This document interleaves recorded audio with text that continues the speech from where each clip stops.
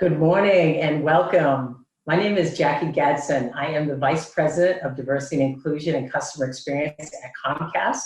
On behalf of Comcast and the Chamber, we hope you are all joining us today feeling safe and healthy. So today's program is part of our new Skill Up series. This webinar series engages and enhances Boston's workforce as they manage their work and themselves during COVID-19.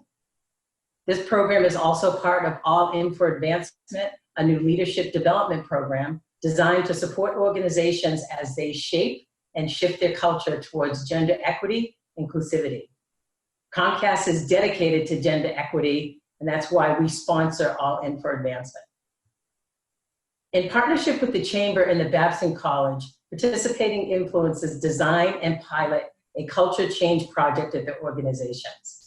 I'd like to extend a special welcome to our co-sponsors, WorkHuman, and this year's participants representing Arnold Worldwide, BSC Group, Putnam Investments, Shamit, Tufts Health Plan, and Comcast. In today's session, you'll get a taste of All In for Advancement program. To join our mission of making Greater Boston the best place for women to work, please visit the All In for Advancement page of bostonchamber.com or join us for the fall relaunch of this program. I'm pleased now to introduce today's session. And a quick note, it is being recorded and we'll share on YouTube afterwards. Achieving strategic imperatives such as improved gender inclusion and advancement becomes more complex and more necessary in times of crisis. So today, Professor Wiljeana Glover of Babson College will lead us through an interactive session to help us apply a resiliency framework to help you continue to advance your strategic priorities as the days of COVID-19. Professor Glover is an Associate Professor of Technology, Operations, and Information Management at Babson College. Her research and publications focus on effectiveness of improvement and innovation techniques to advance operational performance. Thank you for joining us today, Professor Glover. We are lucky to learn from you on such an important and timely topic. Thank you so much, Jackie, for that introduction, and many thanks to you, to Comcast, WorkHuman, and all of our All In for Advancement participating companies. And we're so excited to be able to open up the space to even more of you to be able to share this morning. So it's a Friday morning, which is fantastic. I love a good Friday. And what I want us to do before we get started, there's a lot going on in our world. And I thought it would just be a nice way to get started before we get into the content to just take a centering breath. So as you're joining us, wherever you are, if you could just take a deep breath in with me and a breath out. One more time, a breath in and a breath out. Reminding us that we're all so grateful and so fortunate to be able to be in this space and to be together and to talk about such an important topic, right? Resilience and planning as we move forward in COVID-19.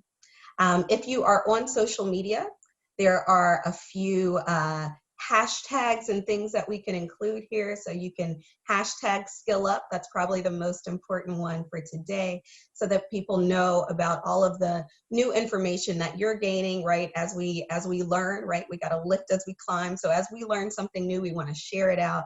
So please hashtag SKILLUP, hashtag Babson. My handle is there at Wiljeana Glover. The one for the Chamber is there as well. So feel free to interact in that way. So as we start, I would like to pose a question, and you can type this in the chat for us. And to let you all know before we get started, this will be an interactive hour, all right? So in the beginning, I'm gonna do, a little bit of lecturing, but I want you to chime in on the chat as we go. So just to make sure everybody's chat is working and that I see you, you're in the room, just do a hashtag SKILLUP for me. So just a quick hashtag SKILLUP, hashtag, you can just say good morning. There we go. We're here. We're excited to be here and in the space. Great to see all your names. Awesome. And so my first question that you can also type in the chat is I just want you to reflect.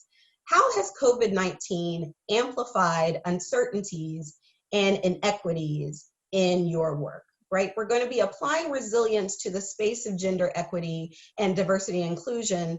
And just to get us started, how has COVID-19 amplified uncertainties and inequities in your work? So type something in the chat. I know for me, uncertainty is very high, right? For a person that studies uncertainty, I'm kind of like, whoa, this is a bit much uncertainty. And so as much as I know about unpredictability and I kind of know how I should respond in these situations, it still can feel like a sense of overwhelm, right? Could be something that you're feeling. But I want to hear from you all. How has COVID-19 impacted or amplified uncertainties and inequities in your work? So I see, awesome, some comments here. Household gender roles. We see tough not being able to see body language as we approach with questions. Childcare responsibilities, healthcare access. Fantastic. Tensions are high, right? People don't necessarily have a clear sense. New employee orientation can be difficult, right? There's a lot that's on us, right? And I think in particular, as we talk this morning about gender equity, right, there's a lot that has come out about the impact of COVID-19 on women and other minorities in particular, right? So the impact of women or COVID-19 on women, the UN put out a policy brief just saying the impact that this will have on women entrepreneurs, right? Oftentimes in low and middle income countries, and I do some work globally, that women are oftentimes the breadwinners in those households, right? And so it not only kind of impacts them, but it has this ripple effect throughout communities, right? There's been an article, there was a blog post in Nature about how the pandemic impacts academics in particular, right? So just realizing that maybe our trajectories may be changing or subject to change due to COVID-19. And then, of course, diversity heads. I really love this piece from Ruth Umo out of Forbes, just saying how diversity heads are shifting and changing and adapting, right? And I just applaud the work of Jackie at Comcast and others of how you're shifting and steering your companies through COVID-19. But I appreciate her language because it's very action-oriented language, right?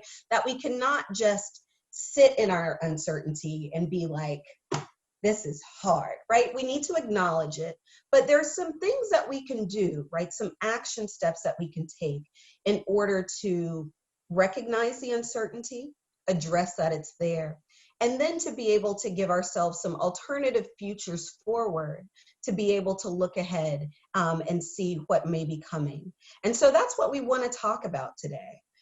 We really want to think about, achieving strategic imperatives such as gender inclusion and advancement becomes more complex in times of crisis, right? Before COVID-19, we had these great plans and how we were addressing our strategic imperatives around gender inclusion for the new year, all of these ideas. And then an external environmental factor comes to us, right? And so how do we deal with that? Right? It can be communication is harder, just in general, right? Not even thinking about what's happening with our strategic imperatives. And so what we want to be able to do this morning is to make some space for this, right? To make some space for it. And again, very grateful for the Greater Boston Chamber of Commerce and our program All In for Advancement and all of our sponsors to be able to give us a space, not just today, but in the All In for Advancement program to think about this challenge. And so really this morning, we're going to do 3 things. You can type 3 things. Normally in the classroom, I'd say 3 things, right? So you can type 3 things, and these are the 3 things that we're going to cover. First, I want to give you a really brief uncertainty and resilience survey, right? I want to just to get a pulse of where we are. So we'll do that in a minute.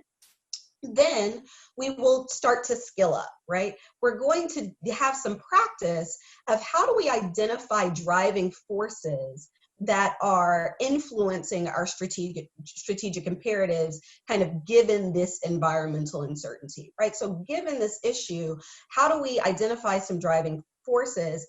And then the last thing that we'll do is we'll kind of drill down into those driving forces to figure out some very more specific uncertainties that we can identify that can eventually help us to get to some plausible scenarios in planning for our futures. So that's where we're going this morning. And we'll have some homework, particularly for the all-in team, but also for the rest of you that want to continue learning about this space. So let me just provide some definitions. I've talked a little bit of, used the term resilience, and there are a lot of definitions of resilience thinking. I think one of the most important frameworks for me is, and this is almost true with any kind of systems thinking, resilience thinking, all of these frameworks, is that they have levels, right? So I can think about my resilience at an individual level. And the individual resilience literature is more from psychology, right, sociology, and we're thinking about at the individual level, what's my sense of security, right, in the face of uncertainty? Am I able to focus? And do I have the ability to engage change rather than to defend against it? So, right, am I tensing up about this change, or is there a way for me to, right, to ease into it and to embrace it? At the societal level, most of what we know about resilience thinking is from ecology. And so there's a lot of literature around what are we doing to our planet, right? How are we becoming more resilient in terms of sustainability and other things? But I think what's true across all of these levels are two things. When we're thinking about resilience, I want you to think about there are stressors that are coming and there's uncertainty that's coming, right? And the question is, how do I identify that? How do I describe that? And then how do I think about how I will respond, right? So how do I identify or describe the uncertainty that I'm facing? And how do I respond? And for the sake of this webinar, because we don't have a million hours, we have one, we're primarily going to think about organizational resilience this morning.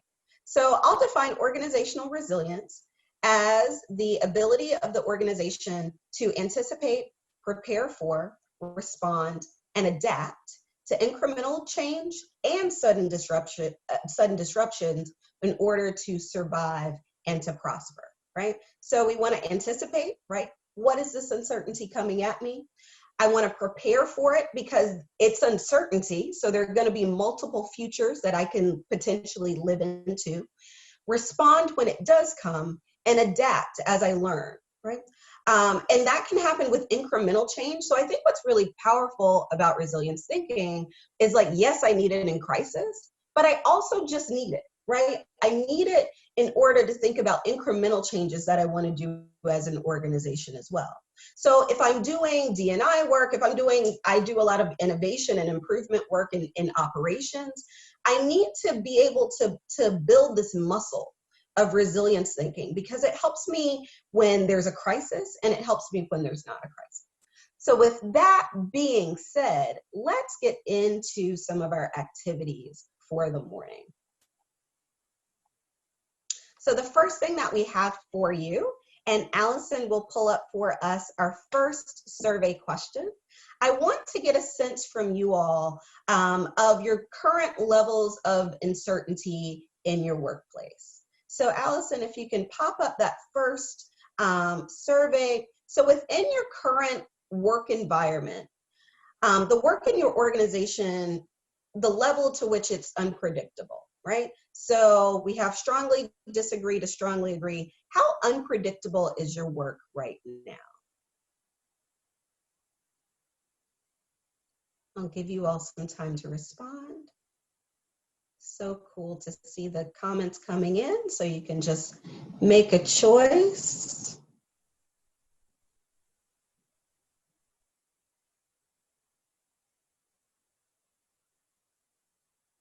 All right, a nice mix. I'll give it, seems like it slowed down, perfect. So we can share those results. Awesome. So it looks like for most of us, we still feel as though there's some sense of predictability with the work that we're doing. Some people are neutral, maybe you're kind of right there in the middle. And then there are about 32% that agree that the work is unpredictable right now. Let's go to our next question around resilience. So our next question is my organization has the ability to cope with the impact of unexpected incidents. So again, from strongly disagree to strongly agree. Let's see where we are.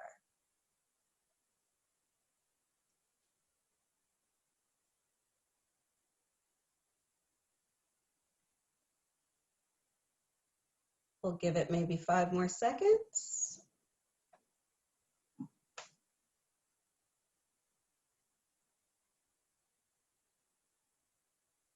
All right. So in this actually, so we're in Greater Boston, right? And so it's great to see that a lot of our organizations do have the ability to cope with unexpected incidents. So SKILLUP, indeed. I think what would be interesting is to see those of you that responded in terms of like lower uncertainty likely responded higher, right, on something like your ability to cope with the impact of unexpected incidents. I think that being said, it's always great for us to have more skills, right, and a stronger baseline of what we can use to help us to be even more prepared and feeling more resilient for the future. So thank you so much for that poll, Allison. And we will move on to our first skill. So again, we're talking this morning about resilience through scenario development and learning.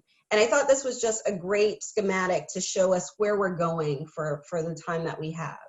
So the way that resilience thinking works, and I'm sure some of you use this in your organizations already, is that there are a set of driving forces, right? So there are driving forces that are political, that are environmental, that are economical, right? That are causes of uncertainty, that are COVID-19, right? And so these driving forces impact our potential paths to change, right? We have a plan, driving force comes, says, oh, no, you don't, right? And so by having interactive and creative diversity of perspectives, and this is another reason why I really like resilience thinking in the D&I context, because it helps us to see, hey, we need, right? We need gender inclusion. We need a diversity of perspectives in order to ideate and to think of our alternative futures forward, right? So given these driving forces, what are some alternative futures or paths to change that we can think about going into, right?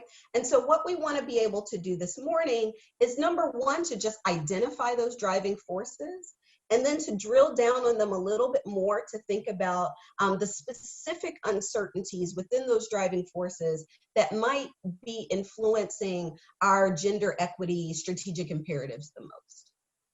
So with that being said, we are going to get ready to go into our first breakout session. We're going to have 2 breakouts.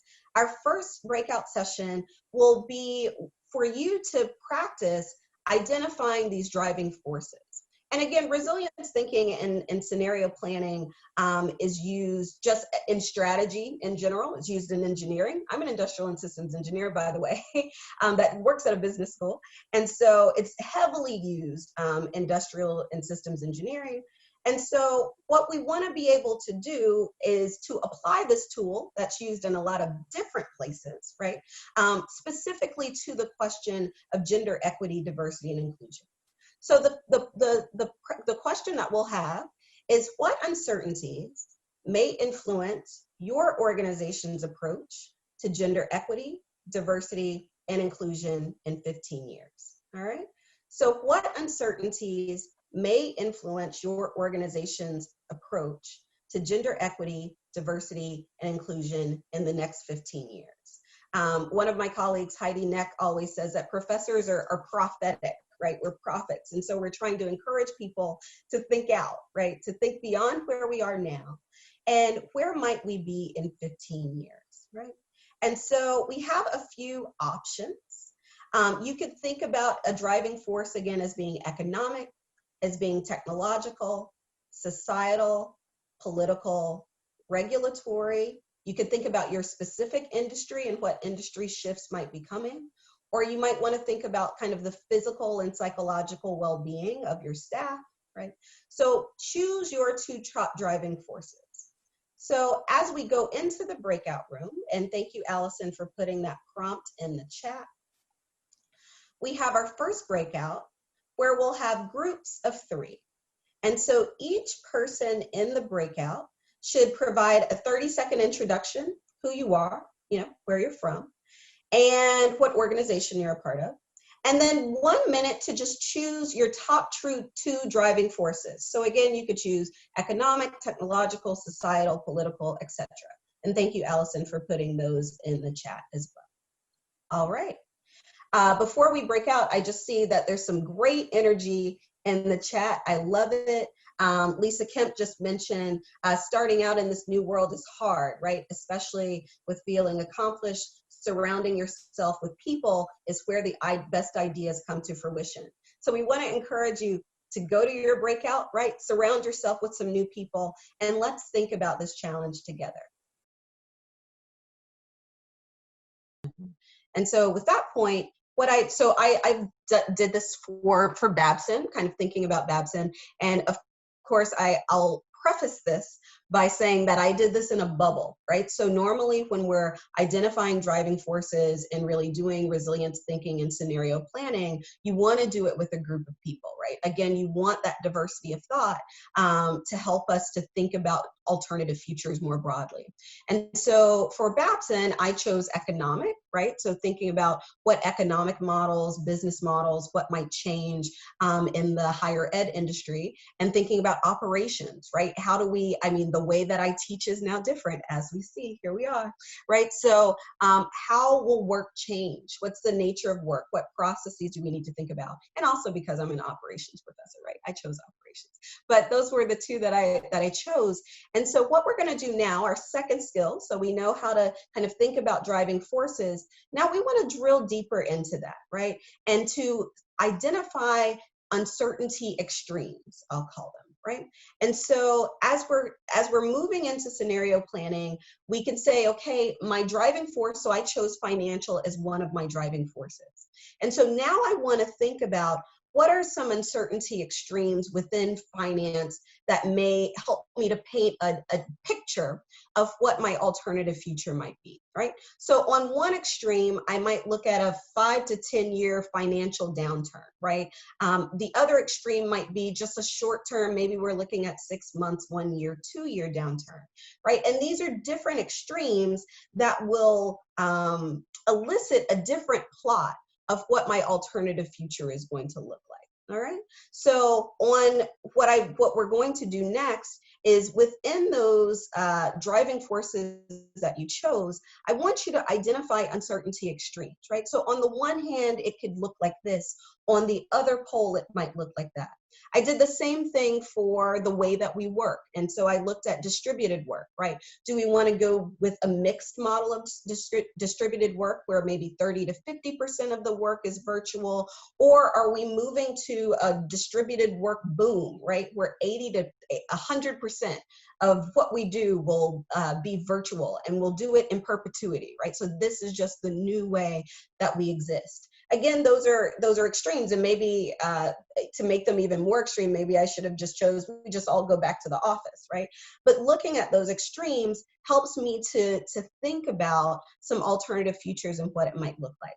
So in our next breakout session, I want you to do just that. So take those same two driving forces, but drill down a little bit and identify your critical uncertainty extremes, or your two poles for each of your driving forces.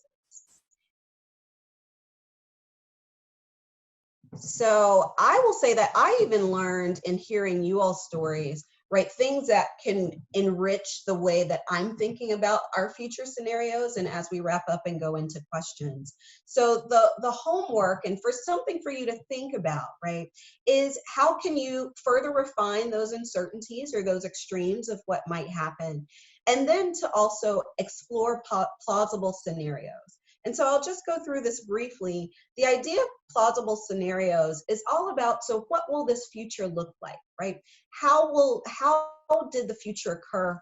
why, and then using some uncertainties to explain it and creating a strategy for each future. So this is laid out in this way because you end up with these quadrants, right, where you can kind of explore what the future might look like in each quadrant and develop a strategy for that particular alternative future, right? So for example, if I looked at kind of the least amount of change in my view, and again, I've done this on my own, but if I looked at the least amount of change for Babson, perhaps, I could say, you know, short-term financial downturn, maybe we go with a mixed model of work. And so maybe I can kind of go with my general approaches for recruiting and retaining, right? I want to maintain connections with potential candidates, right? I want to stay connected because even if I'm in a current hiring freeze, I'll likely be able to, you know, start hiring again. I want to emphasize safe spaces for blended work. Lori mentioned kind of the ERGs that are at her workplace, right? And so I want to emphasize kind of that work, and I don't necessarily need to do perhaps much more, and we could think about other things that could go in that box. On the other side, right, if I think about distributed work for a long time and a long time downturn, right, how might I need to rethink about this future in terms of my strategic approach for gender diversity? So in this one, you know, something that I thought about was, well, we want to retain and promote women from within, and we really need to focus on it. So how do we think about flexible hours?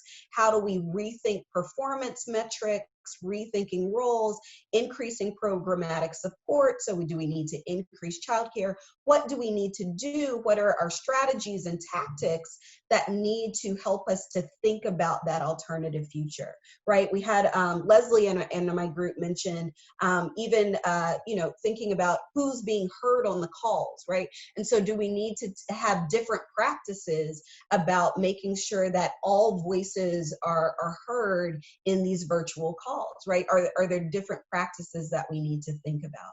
So this is a tool, right? A technique that can be used to help us to identify those driving forces, right? Specify the uncertainties and the extremes of what might happen, right? And then to come up with some plausible scenarios of what that future, those alternative futures look like, and what are some strategies that we can use to address that particular future. I love a quote to end, so I'll end with a Maya quote for today. Miss Angelo, I can be changed by what happens to me, but I refuse to be reduced by it. So I think, you know, my takeaway from resilience thinking and how it's been helpful for me is to not repel change, but to embrace it, right? To be okay with being changed, with our plans changing, that's okay. But I am not okay with reducing the role of women, reducing the role of minorities, and not making it a priority. And so we still need to make it a priority. We just need to be mindful about how we do that. So with that being said, I will turn it back over to Jackie from Comcast for questions. Wow, I mean, that was amazing. First of all, just so appreciate your passion and your insights. It was just an amazing presentation. I took several notes and really looking forward to bring it back to our organization. So now let's transition to the Q&A as you mentioned. So I invite our participants to input your questions into the chat. So while you're doing that, why don't I just ask the first question? So why is it so important to continue to move strategic imperatives forward in the face of crisis? That's a great question. So our strategic imperatives, I think it's important to list them, to revisit them, to reconsider them. But if it was important to you before, and particularly I think around gender equity, certain things that we might have thought about in terms of innovation, things that are more progressive in the organization, if it was important to you before COVID-19, I think it would likely still be important in the face of COVID-19, right? Because in the face of a crisis, that's when we absolutely need to innovate. Now, I think the way in which we get that thing done may change, right? So kind of the tactics behind that strategy, or even the way that we frame the strategic imperative, might change. I think specifically as we're thinking about strategic imperatives for gender equity, and thinking again about, as we're building resilience thinking out in our organizations, and just knowing the importance of the diversity of thought and able to do that well, right? I need everybody at the table, right? I won't be successful in innovating if I don't. And so I think given that point, it's just another reason why it's important to still keep those strategic imperatives at the forefront. Yeah, thank you so much for that. I'm just checking the chat to see if there's a question. Looks like there is a question from Katie Michelle. Can you put that back up? So what is the best way of keeping D&I at the forefront? The best programs or strategies? What suggestions do you have around that? Yeah, I think, you know, you and I, Jackie, we can dialogue on this one a little Sure. bit, because while I come from kind of the, you know, these are the techniques and the tools, I think D&I, and also just a plug for, you know, All In for Advancement, our next session and our next Skill Up will be around gender acumen, right? So there's language that our executive director for the Lewis, or for our Center for Women's Entrepreneurial Leadership, Susan Duffy, will be providing in our next session. So I want to preface it that way. I think I just want to take that word best, and I just want to interrogate it just a little bit, because I think, you know, what I've learned today is that all of your organizations have very different driving forces. And so I think because of that, I don't think I'm unsure, but I will defer to you, Jackie, if there's a best program, right, or a best specific thing. I think that being said, I think this resilience thinking scenario planning gives us a path forward on how. Yes. And I would say that this is a path forward on how. But you have to know your organization's culture, your people, your leadership, how they function and move, to know the best specific strategy. But Jackie, I'd be really interested in your thoughts on this one. Yeah, I agree with that. And I think, you know, as we're still sort of learning and developing what I call this new BA new, I see it as an opportunity for us to continue to have conversation around what's really happening in our organizations, so we can continue to learn and get to whatever that best is. That's great. So here's another question from Leslie Buckley. How can we, can you put that back up, Allison? How can we ensure that we are helping one another and supporting one another in our, can't see the whole questions, in our organizations? So I see, how are we, yes, helping one another and supporting one another in our organizations to be resilient as things continue to change and businesses move to be a new. I think the whole group, and we'll have some more time to chat to the All In cohort specifically. I think spaces like this are extremely important, right? I think the more that organizations from different industries can learn from one another, right? That we can hold space for each other, that we can say, this really worked for us, right? There's a group of minority women at Babson, and we text each other all the time, and we're having our meetings, and to say, okay, that's working for me, but now I need to reach out to my sister at Tufts and to talk to her about like what's happening there, right? So I think inter-organizational communication is really important to help all of our organizations in the city and beyond to be resilient. Yeah, thank you so much, Wiljeana. I wish we had more time to spend with you. There's so much to learn from you. Do you have any closing comments before I close?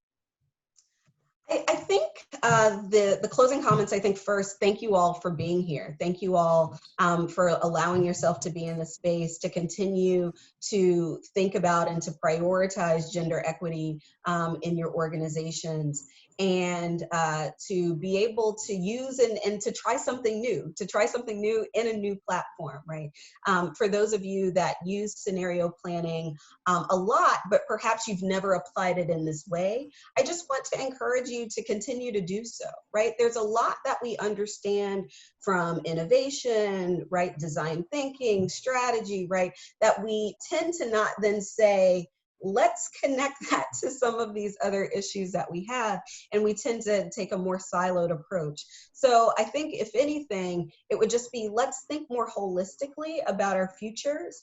We can, you know, create some alternatives for our futures, and that will just allow us to respond from a more informed and a more inclusive place. So thank you all so much.